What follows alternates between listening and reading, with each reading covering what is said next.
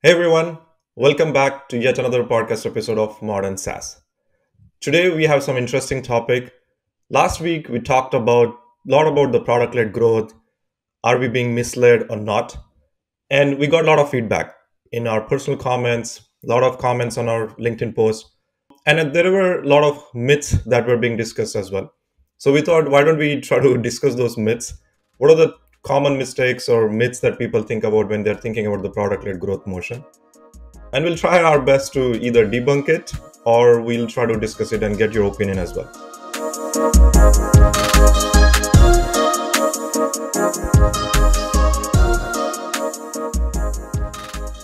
I was super excited, especially when the last episode, got a lot of discussion because a lot of people said that these are the kind of conversations that we need to be having. Because, see, at the end of the day, everybody's either saying product led or sales led, this, that. But the understanding of what contributes to something led and what drives these things is the most important aspect. And as part of that journey, in fact, I did hear some interesting feedbacks, which also felt like, hey, these are some of the myths that are being kind of constantly discussed across the industry. And I've picked up about five or six of them from those conversations, and I think we can discuss some of them on the go. So the first one is, see, these days pretty much everybody is talking about product led is by far the default or most popular or even the most common go to market motion. So that in itself, I'm not sure how common it is, especially in our industry. Is it really that? Are there many companies that way? I don't see that, but it is popular. I agree. So what do you think? Yeah. It is a new popular kid in the town, so it does feel like everyone is just doing product led and every company has to be product led. So you're right. I think there is this probably a myth around that every company has to have a product led growth motion, and that's really what's happening. There's a question of should it happen? That's a different thing. But is every company today product led? Obviously not. If I look at, I think I remember I had read this study somewhere else. I don't know the source of it, but less than 10% of public companies have the product led growth motion, and public SaaS companies I'm talking about here.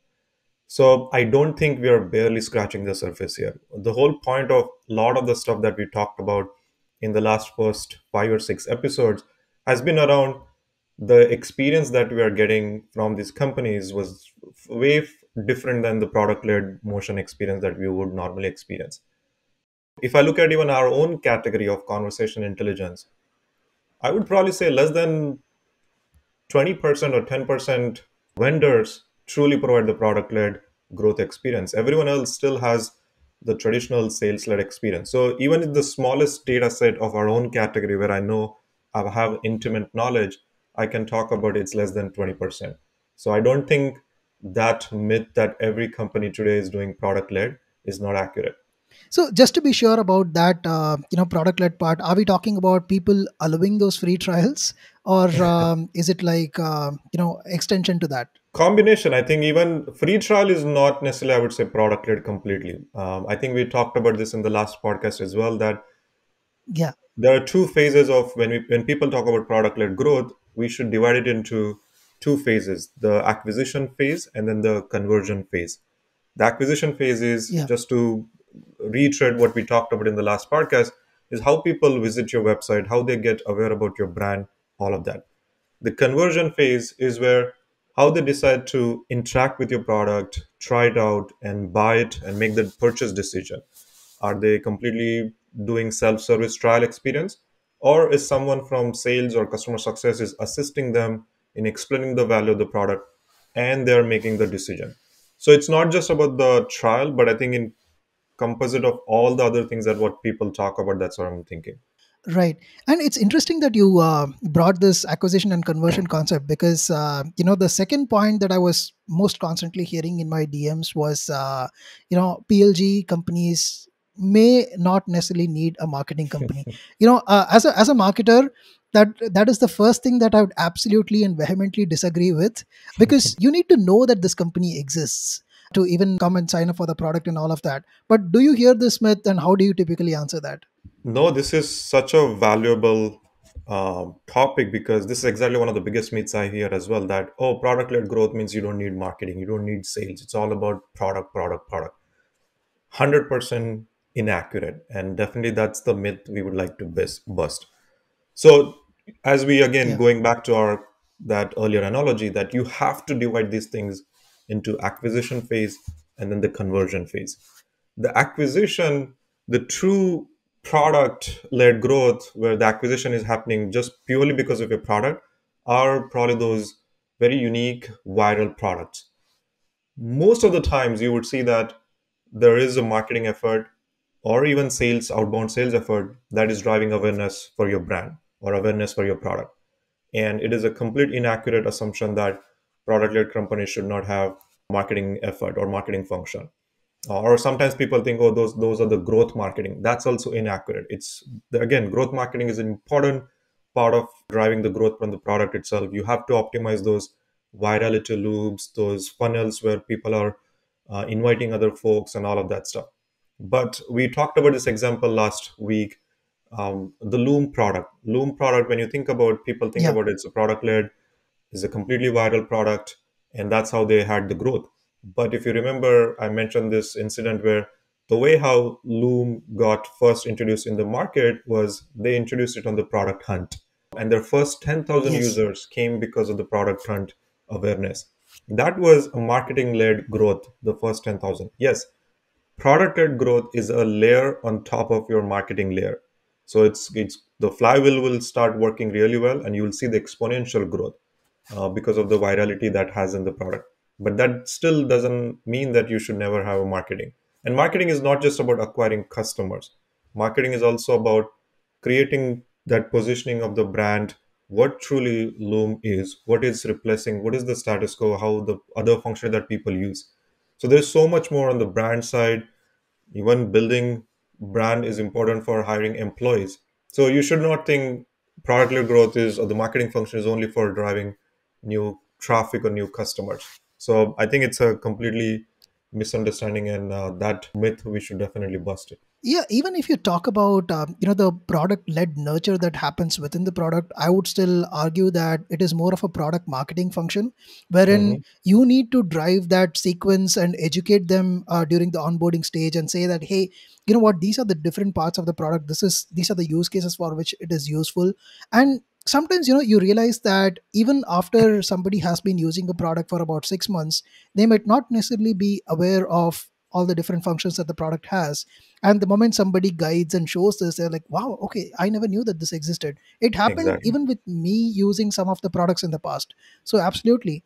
And talking of the acquisition and conversion, of course, you mentioned that it's not that we don't require marketing and sales. I keep hearing about the sales aspect as well, right? Hmm. So sales, again, PLG does not require sales because it's more like the product sells itself. So absolutely, I know. I mean, both of us will definitely disagree, but let's talk about what are the different areas where sales gets involved, the different stages or phases that sales gets involved in a typical PLG company. So I do hear this also, like product led growth companies, that means that you don't need sales function. Slack probably was one of those notorious examples where they popularized this, that, oh, we don't have sales team and all of that.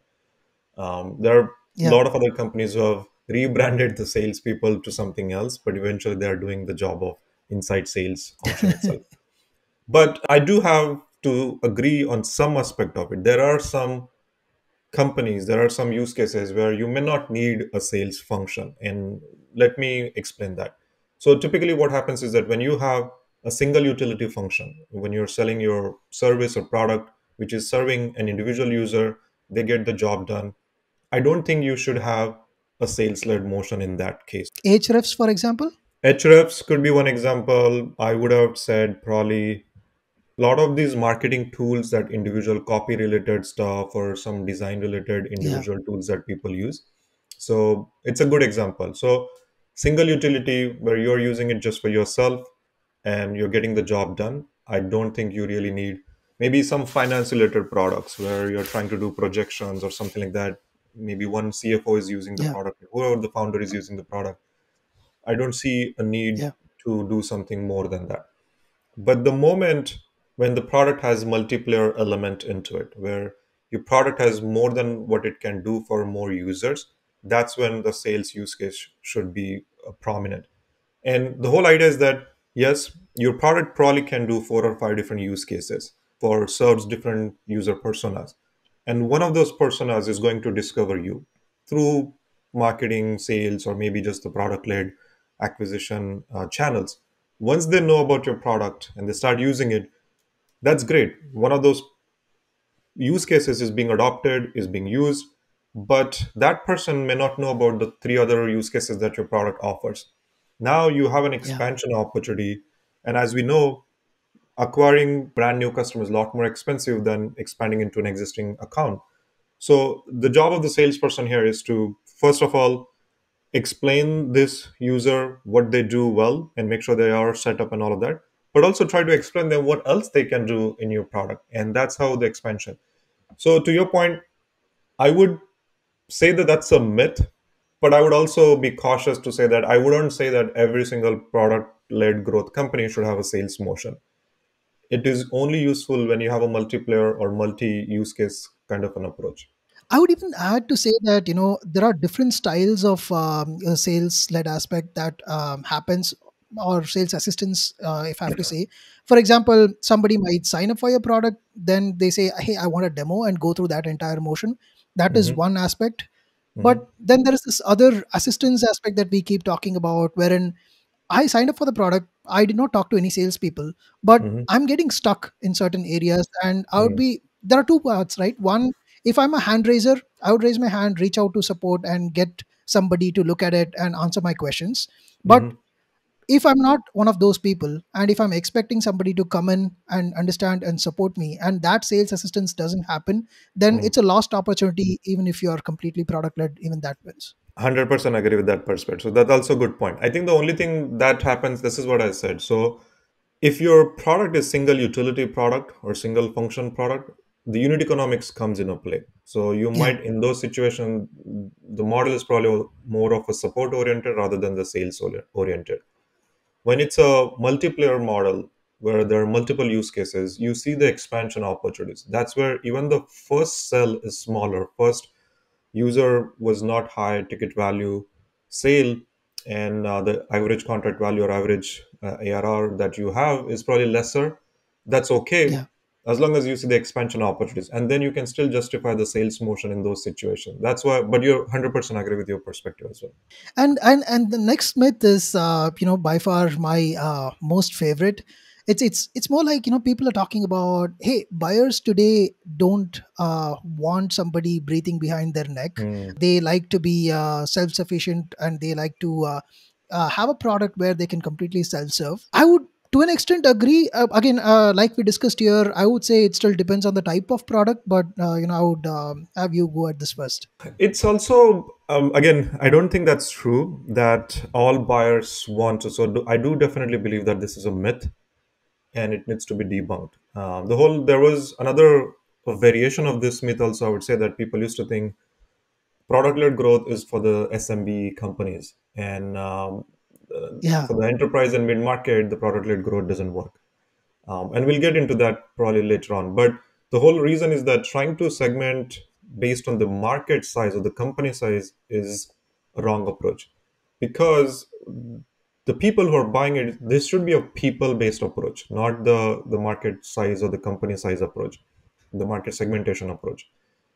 The reason is that some SMB companies, there are individuals who are smaller in the size of the business, but they love talking to people. They have different unique use cases. They want to get help from somebody discussing their unique use case or maybe even the common use case, and still getting assistance. And not necessarily they don't have patience to go and read your product videos and all the documentation and all of that. But at the same time, there are some very modern tech savvy people in the large companies who are completely okay playing around everything, setting up everything on their own. So we should look at it from the people perspective rather than the market segmentation perspective. So saying that all buyers today are being modern and educated and they don't need the assistance and they want to just do everything self-service, I think it's completely wrong. And I can tell you this based on our Avoma's experience. we our primary customer base is SMBs and mid market. And when I look at them, Yeah. a lot of SMBs do want to talk to us. Even though we provide them a direct self service sign up option, you can go and try on your own. They directly go and book the demo, even without starting a trial. Again, this is where there are so many tools. How many trials people are going to do it? So sometimes, rather than me trying it Yeah. out and trying to figure everything out, I want to make sure that I have certain questions and do your product or service offer those things, and just make sure that the first filter is taken care. And then I will do the trial. So I think it's a complete myth that buyers today only want the self-service experience. We should, in my opinion, I think we have discussed this in the past, we should provide both the Yeah. experiences. Let the buyer choose what experience is preferred to them versus you saying what is preferred to you. Do you want to be a product led company or do you want to be a sales led company? To our earlier point, this goes that inward to outward thinking, and we would rather flip it around and have the thinking from outward to inward. Yeah, I was exactly going to bring that up, right? So when we say that companies of this size prefer more of self-service, what it means that it generally comes from the investor's perspective or Mm, the scaling perspective to say that, hey, we want to spend less time on these areas mhm, and make sure that it becomes more scalable and much more easier to expand. Rather, mhm, you spend more times on the bigger accounts. But yeah, I totally agree with you, and I've also seen this, heard those calls, and seen that hey, companies that are 50 people or 25 people, those kind of companies also reach out and spend time on a call and try to understand, hey, how will this product help me?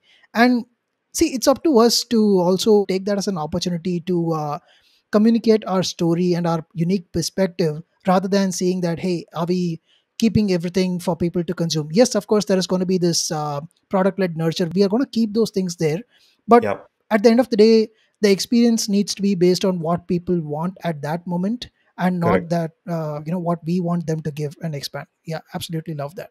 And 100%. talking of marketing and sales, let's also talk about this other side of things, where people see that hey, product led companies are majorly driven by product managers. The entire dependency is on product teams, which means they have to build virality into the product, like your Loom, Zoom, or Calendly, or any of those products. Or it's going to be somewhere on the other side, where the nurture also needs to be completely automated. But what's the point, if there is nobody else supporting it? I think things are going to fall flat. Yes, it might help, as you said, in the unidimensional cases, where if it's only for one party, but Yeah. it kind of falls flat on multiplayer games. I think this goes back to if I want to paraphrase this, this is basically saying that who owns the product led growth motion? And probably the myth is that the product teams or product function owns the product led growth initiative. And I think that's definitely, in my opinion, Yeah. is a myth and we should bust it. In my opinion, definitely it's a wrong approach to say that only product teams or product function owns the product led growth. Technically, it's actually everyone in the function. It's a very cross functional initiative. You really starts from the go to market motion, probably starts from the CEO itself. Like, do you want to support that? And what the workflows are going to be, what that experience is going to be for the buyer, for the customer. You have to think about everything. And because it's a journey from how people are being aware of your product, this is one of those areas where you are truly thinking the complete life cycle of a customer. How, for the first time, Yeah. somebody gets aware about your brand. When they reach out to our website, do we have trial for them? Once they get trial, what that experience is going to look like. At what point do we believe that our sales team should be involved or not? What are the signals that we truly believe that qualified to believe that this is a potentially big opportunity that sales team should be getting involved and trying to talk to them? That all of these things right there, there are a marketing team is involved. There's a product team involved, maybe even customer success for our onboarding experience. What onboarding experience we should productize it? What onboarding experience you want them to invite for more concierge on onboarding? What are the Yeah. signals that we should think about? You need to work with the sales team. So this is definitely a myth, in my opinion, that it's run by product teams. It's an extremely cross-functional initiative. Right, right. And the final one, again, this came up because of a major debate that I had with somebody I respect a lot on the DMs. And their point of view was more that they are an expert when it comes to closing big deals in enterprise Mm, companies, and mm, very very ABM focused approach and all of that. But the point of view of that discussion was more like, hey, when it comes to $1 million deals, or say mm, even 10 million, 50 million deals, you're going to mm, be having this situation wherein there are going to be multiple people involved. Nobody's going to have the time to actually come and sign up for your product, go through those free mm, trials, or it's more like run like a political campaign. You need to mm, influence different people at different levels. While I agree about the enterprise approach, but see, if somebody wants to invest so much, they should be interested in at least having a glimpse of how this product looks, how it feels, mm. isn't it? So the way you're essentially saying that the myth is about product-led growth is not for the enterprise company. Exactly. It sounds like a myth, in my opinion, and there's probably a lot to it that it might be true to a lot of companies. But at the same time, I would like to bust it by saying there are so many companies like Snowflakes or Twilio, Atlassian. All these companies are enterprise grade companies. They do have multi-million dollar enterprise accounts. And all of these companies have perfected a product led growth motion. So there is an Yeah. art to still think and come up with a product offering that could be valuable for certain individuals, where you're able to get into the door with maybe an individual or a small team. And then from there, so nobody's discounting all the hassle that's required to close an enterprise deal, to go through all the security reviews, to compliance related things, all of those buy-in procurement process. We get it. The buy-in and signing the contract, maybe there's an RFP, all of that is there, and we get it. So that's totally possible. If you look at today, not every individual user, the knowledge workers are also making their own decisions. They are optimizing their own life with the tools that they believe is simplifying their job. So a lot of the times your corporate may not be making the right decision in terms of what product choice that they bought. And so yes, you force those tools, you force those software to your team, but if the team is not happy, they end up finding their own ways somehow, anyways. And so they're using and finding a solution that solves their problem, maybe not necessarily always informing the rest of the team. Maybe sometimes they do get blocked because they cannot use the email address and all of that. But in cases when they're able to do that, that's still an opportunity to think, hey, how can we make that even simpler for these people to go and once they discover us, get started using it and get the value on their own without having to have complete reliance on taking some additional team members, doing a lot of integrations. And that's when you require more permissions and access and all of that stuff. So I do believe that, yes, most of the enterprise grade companies can have product led motion as well if you think it properly. It's just a question, should everyone do it? Is it worth enough to do it? What is it truly going to drive it if you do it or not?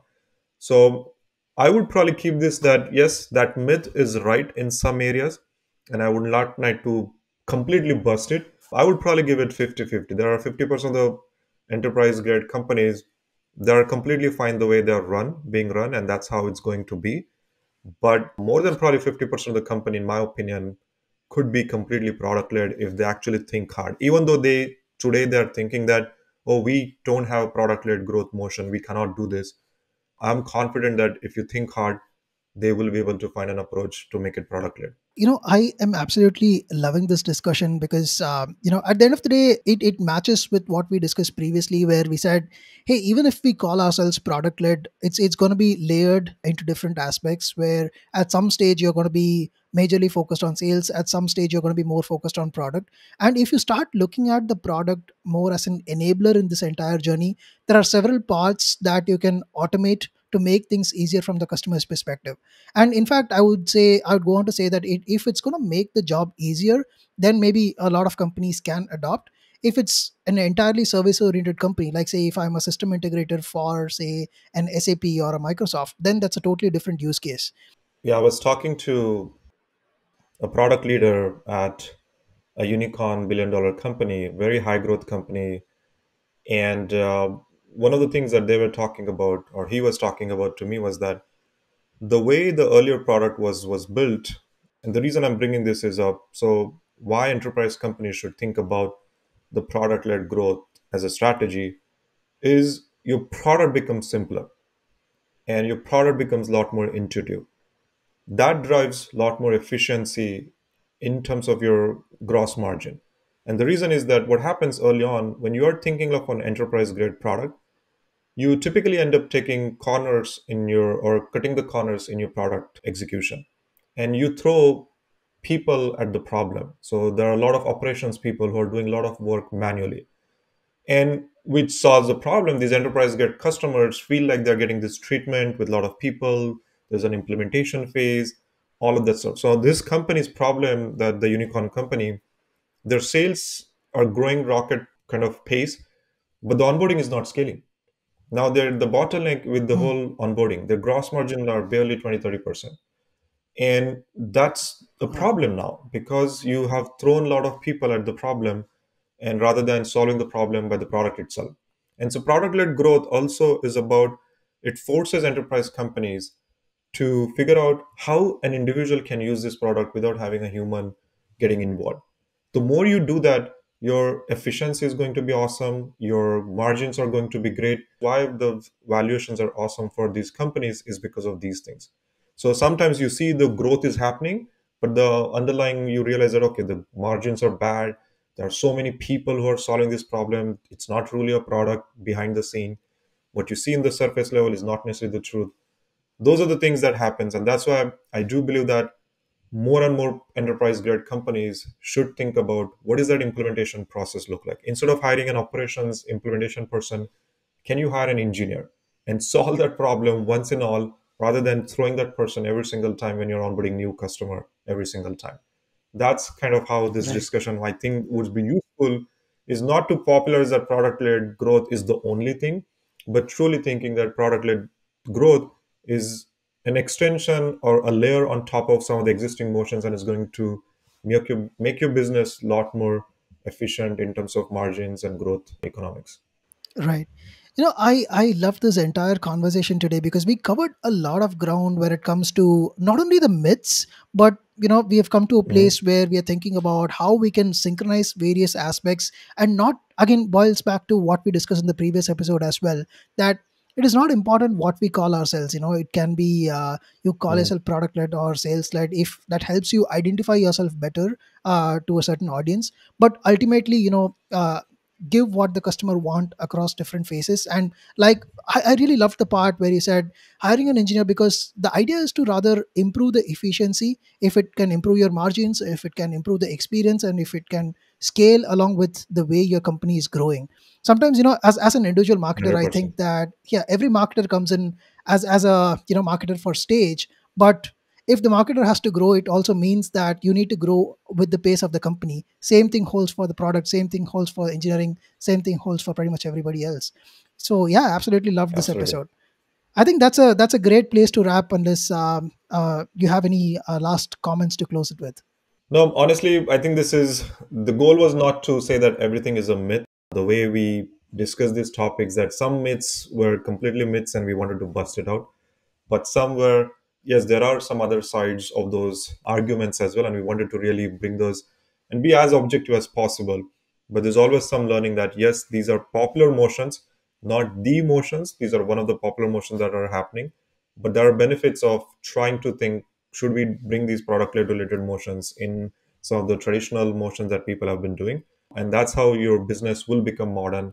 That's the whole point of this podcast, trying to bring up these practices and discuss these things. I hope the community agrees with our some of our viewpoints. If you don't, do let us know your thoughts in comments or anywhere you're watching or listening to this podcast or episode. And we will always love to hear back from you. Yeah, absolutely. And also, we want to call out and say that we are loving the conversations that we are having on our DMs and LinkedIn and wherever you're supporting us, because it is these conversations that are actually leading us to bring up and discuss topics like this. So please do continue supporting us, and please do share this podcast with your friends and whoever you think this is going to be very useful. And as always, like us, support us, and continue to help us in this motion and in this journey. And let's make sure that we discuss the right topics and keep going forward in the SaaS world. So that's that from us in this Awesome. episode. And until we connect with you the next time, this is bye from me, Yag. Bye bye.